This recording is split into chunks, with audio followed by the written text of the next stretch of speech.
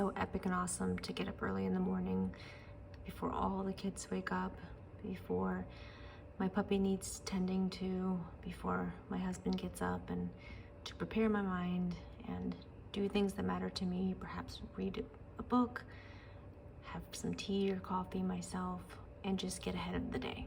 As organized as my SAHM life is, there are times when the kitchen does not get done, and getting up early allows me to be able to get that done.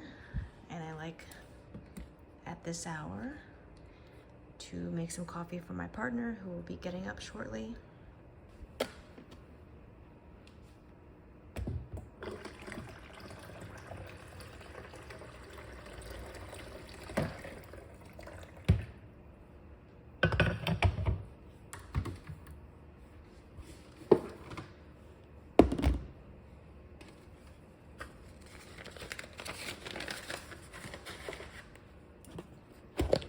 I also get time to think when everything is quiet, when I've had time to rest. It's really nice.